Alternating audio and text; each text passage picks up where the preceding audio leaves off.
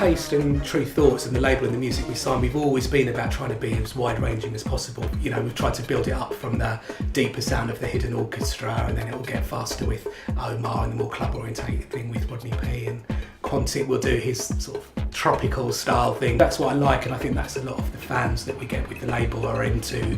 Maybe they might not necessarily like every single artist on the label, but they're into hearing different things. They don't just want to hear drum and bass all night or dubstep all night. I think that's what, as a label, we're about.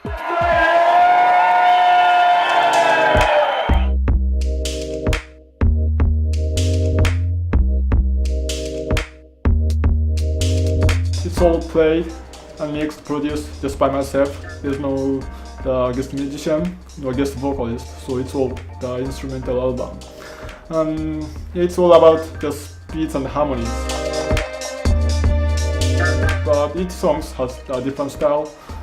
Some of them sound like hip hop, others sound like a bit of more UK underground dance music, like two-step, or others maybe sound like a little bit of rock. So yeah, it's quite the mixed style.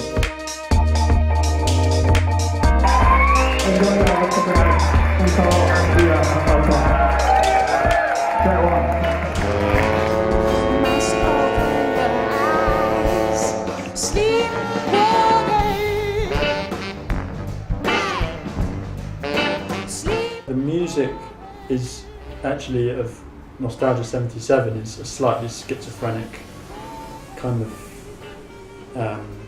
beast, if you like. It changes over time, obviously, and it can be different things at the same time. There's a lot of influence from soul music, then there's a lot of influence from instrumental music from the other guys in the band who all kind of come to play lots of jazz music and, you know, kind of classical music and experimental music and everything. So you've kind of got these two kind of forces, and I like the kind of I like the contrast.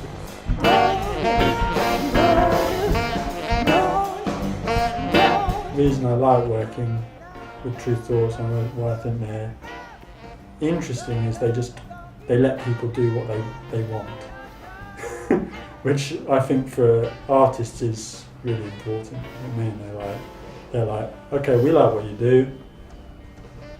You can do it. Thank you very much.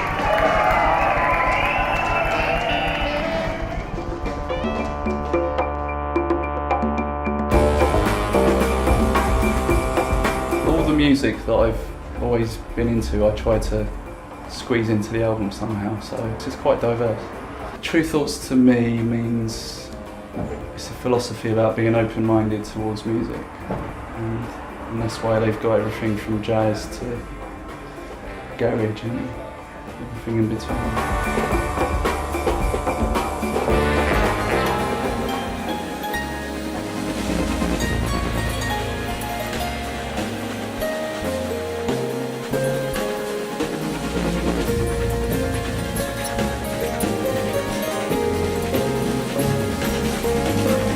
It's a very long process. The last album took me 8 years, and it basically involves me writing everything in the studio, a lot of programming. We get musicians come in and record, improvising. I use that as the source material for sampling, rather than sampling records and stuff. And then we learn to play it all live, and then we re-record it as the live act and produce it all again. And yeah, so there's a lot of processes.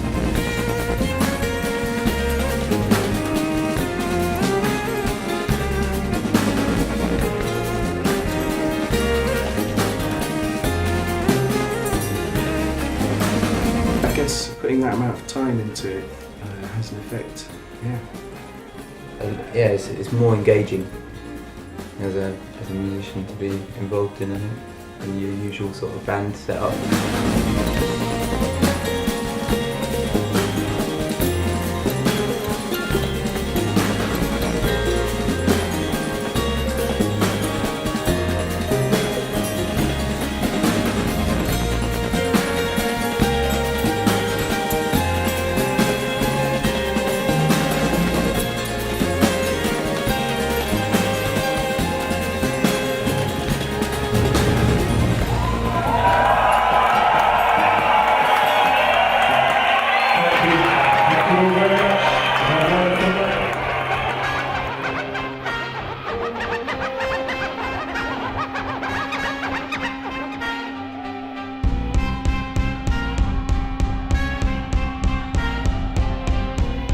We've always struggled with this. We've never ever been able to describe what we do.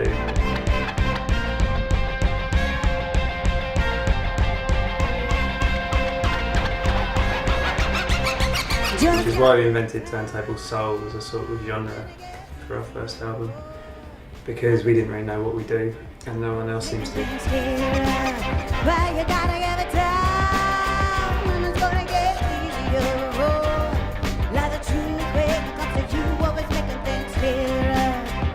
Every gig's always different because you never really know what's going to happen. You can go out and, you know, some songs work in some places really well.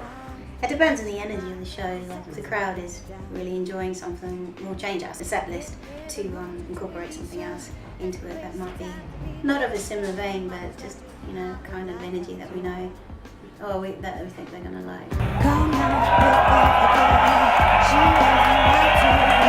From TruThoughts' point of view, we've just built everything up.